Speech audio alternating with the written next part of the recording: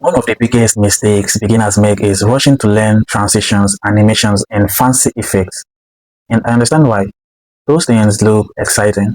But before you learn any of that, there is one skill you must master first, which is cutting. Every professional editor you admire relies on this one skill. In fact, when you watch a well-edited YouTube video, what you are really watching is hundreds of clean cuts working together to keep your attention. If your cuts are bad, your video will feel slow and unprofessional, no matter how many effects you add. So in this lesson, I'm going to show you how to cut a video properly using only your phone. Let's get started. Alright, the first thing I want you to understand is that this lesson isn't really about CapCut. CapCut is simply the app I'm using to teach. What I'm actually teaching you is the principle behind cutting. Why is that important? Because apps change. Today you might be using CapCut. Tomorrow you might switch to VN. Later you may even start editing on Premiere Pro or DaVinci Resolve. The buttons may look different, but the editing principle stays exactly the same. Once you understand the principle, you won't have to start learning from scratch every time you change software. So don't focus on memorizing where the buttons are. Focus on understanding why you are using them. Now let's begin.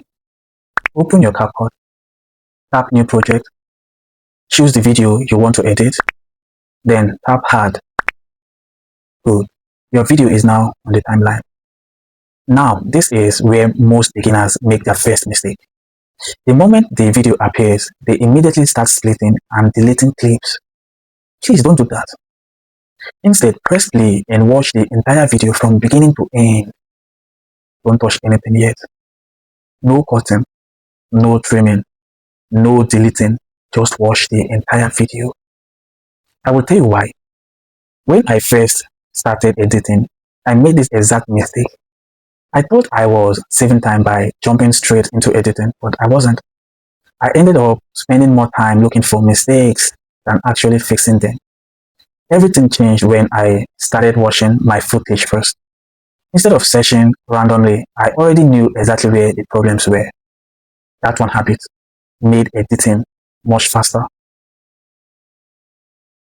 So while you are watching your video, I want you to become an observer. Don't think like the person who recorded the video. Think like the editor who's about to improve it.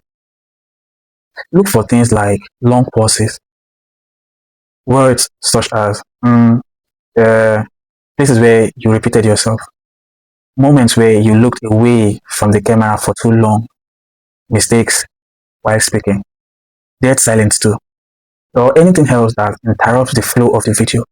And here is the important part. Don't remove anything here. Simply identify those areas. Think of it like a doctor examining a patient. A doctor doesn't prescribe medicine before understanding the problem. In the same way, an editor shouldn't start editing before understanding the footage. Now that we've found our mistakes, it's time to remove them. And we are going to use one of the most important tools in video editing, the split tool. Think of the split tool like a pair of scissors. Before you can remove something, you first have to separate it from everything else. Here is how it works.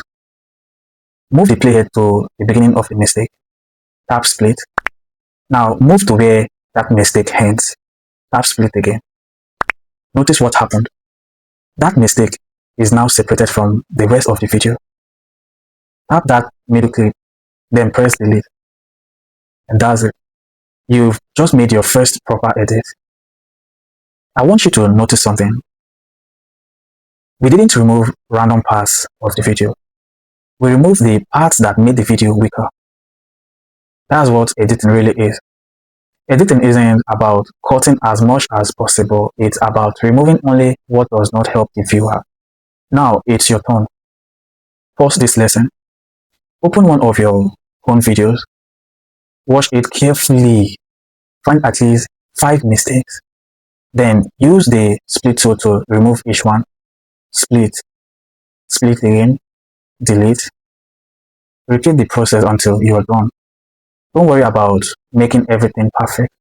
Right now, your goal isn't perfection. Your goal is confidence. The more you practice this process, the more natural it becomes. Before we finish, let's quickly recap what we've learned today. First, import your footage. Second, watch the entire video before touching anything. Third, identify the mistakes.